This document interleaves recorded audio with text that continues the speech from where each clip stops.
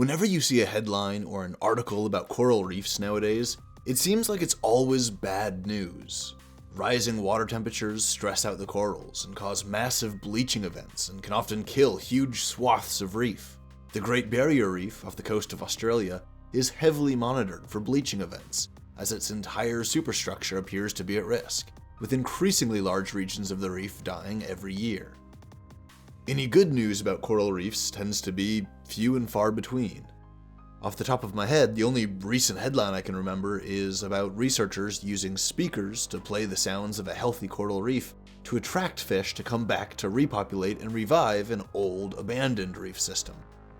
There's also been some work on genetically modified corals that can better withstand warmer water, but I haven't heard of any large-scale efforts with that yet. Not to say it hasn't happened, I just haven't heard of it. Well, today I want to bring you some more desperately needed good news about coral reefs. Our story begins with explorer and wildlife photographer Alexis Rosenfeld. Rosenfeld was doing some exploring in photography for his One Ocean Foundation. He was in the tropical waters off of the coast of Tahiti, and he noticed what looked like coral far below him. This was a bit confusing because the ocean floor here is about 65 meters or 200 feet deep, which is significantly deeper than coral reefs usually are. Most coral reefs only sit at about 25 meters in depth, at most. But this reef sat on an undulating ocean floor that at its shallowest was 30 meters deep, and at its deepest was 60 to 65 meters deep. A UNESCO research team was called in, and both the team and Rosenfeld spent some 200 hours of dive time exploring, photographing, and studying the reef. Rosenfeld called it, quote, magical to witness, beautiful rose corals which stretch as far as the eye can see. It was like a work of art, unquote. In a public statement, UNESCO Director General Audrey Azoulay said, quote, this remarkable discovery in Tahiti demonstrates the incredible work of scientists who, with the support of UNESCO, further the extent of our knowledge about what lies beneath, unquote. Okay, so this is exciting for a lot of reasons. First, the coral reef appears to be in really good condition. It doesn't seem to be suffering any heat stress or bleaching, which is particularly surprising considering that a nearby reef in shallower water was heavily damaged by a bleaching event in 2019. This would suggest that deeper water may offer protective benefits to the coral reefs that are adapted to these slightly darker, slightly higher pressure conditions. Second, the reef is surprisingly big.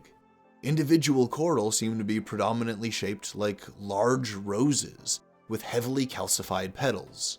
The largest are almost 2 meters in diameter. These rose-shaped corals are nestled together in a 2-mile-long, 30 to 65 meter wide carpet. That's pretty huge. These coral appear to be quite fertile and successful in their deep water habitat. While studying them, the UNESCO team was even able to see some of the coral budding and spawning. Third, the size and the health of the reef give marine biologists hope that there may be many more deeper water reefs out there. After all, less than 20% of the ocean floor has actually been mapped. A vast majority of the seafloor has been unexamined by human eyes. We really don't know what's there, be it empty, barren expanses of sand, or surprisingly robust deep-water coral reefs. Dr. Letitia Hedwin at France's National Center of Scientific Research said, quote, the discovery of this reef in such pristine condition is good news and can inspire future conservation. We think that deeper reefs may be better protected from global warming, unquote.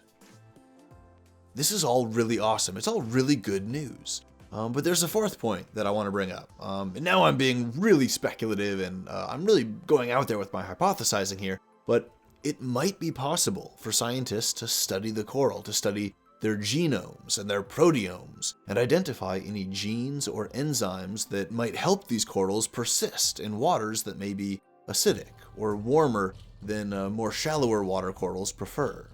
These genes can be used to perhaps modify shallow water corals, and perhaps imbue some kind of acidity or heat resistance, which could in turn make these reef biomes more stable and durable in the face of climate change. Alternatively, whatever genes or enzymes or physiological features are present in these deeper water reefs that allow them to tolerate deeper waters and to live and to thrive here, perhaps these traits, these genes, could be transplanted to shallower water corals and help them deal with climate change by modifying them to allow them to rapidly colonize deeper water and to sink to deeper territory for preservation and safety. And perhaps when the climate more stable, a bit more temperate, these corals, or their descendants, because we might be talking about hundreds or thousands or maybe tens of thousands of years here, their descendants can recolonize the upper, shallower waters with more light and perhaps more nutrients and more fish activity and all the things that make coral reefs healthy and vibrant and pillars of the marine ecology. So there you have it, some good news about coral reefs. Here's hoping we get some more good news, like more discoveries of healthy, vibrant deep-sea coral reefs all over the world.